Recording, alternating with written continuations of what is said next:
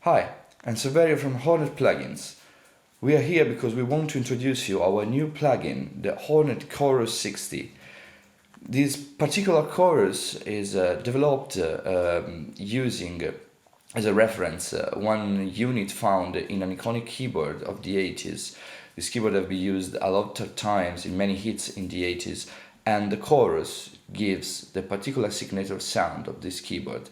It had just one oscillator, and to thicken up the sound they added this kind of chorus that in the original model had just two presets, mode 1 and 2, and a third mode with a two button pressed together that creates some kind of tremolo effect.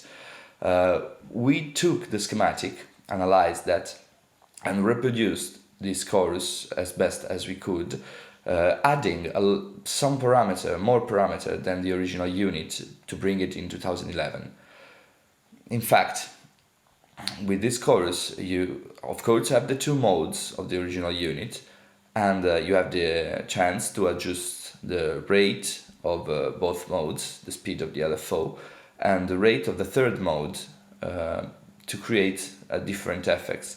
We also added a wide control, and you can collapse the stereo image if you want, you can have it as wide as you want, and a dry-wet control, because probably sometimes this chorus is too much or too low, so you can decide if you want more or less of the effect. We also added our standard controls for analog emulations with a saturation control that you can turn on or off, the hiss control that you can turn on or off, and the oversample mode. The oversample is a two-pair oversample and creates a better sounding at the expense of more CPU. So let's dive into the plugin and have a listen to how it sounds. We use a fairly boring keyboard patch that I created using the ViewStation from Novation, and we'll create a thicker sound using the chorus. Here's the dry sound. It's pretty brassy, boring sound. If we just add chorus 1 in its default configuration, the one found on the keyboard, because when you open the plugin you will find the parameters set as the original keyboard. We'll add the chorus 1 now. It already sounds much thicker. We can adjust the inputs because it's a little bit low. That's perfect. And if we want, we can change the rate of the chorus 1.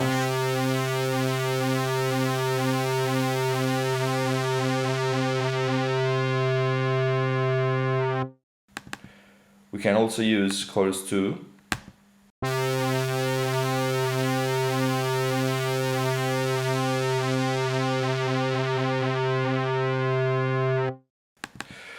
It's curious to note that both chorus 1 and chorus 2 are actually the same circuit.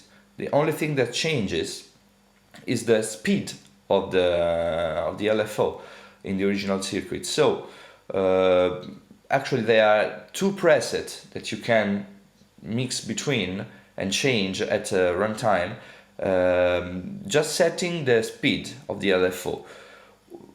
Chorus 1 and 2, it's completely different, because the LFO changes, as you can see in the schematic.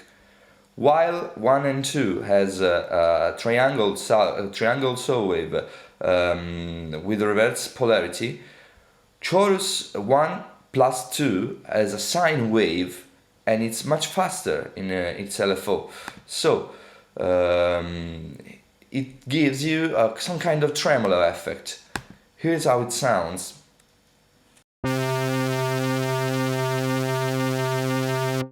You see, it's narrower because the phase is not reversed, and the same LFO signal is used to drive the delay unit, and it's much faster. We can adjust it to have it even faster or slower.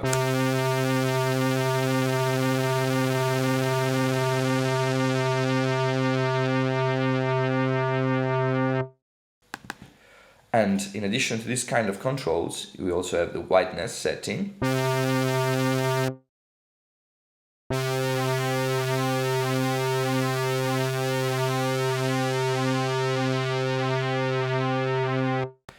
It allows you to collapse the stereo signal and have a mono signal or anything in between, mono and stereo, and the dry wet knob.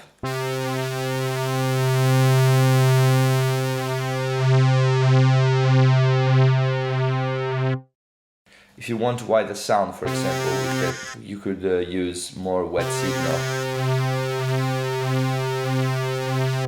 It's a little bit more chorusy.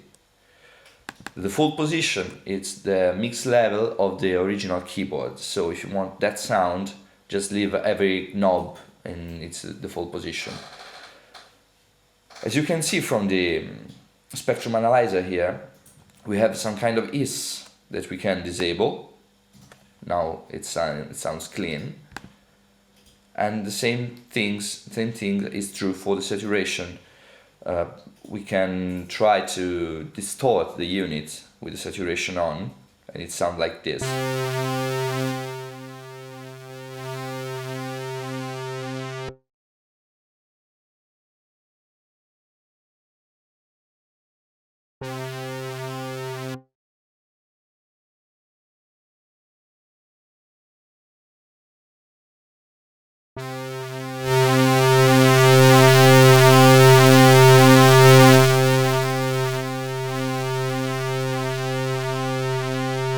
So you also have the chance to have a distorted sound that gives something different to the original dry sound.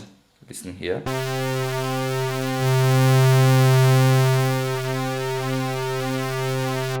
And to increase the sound quality, just turn on oversample.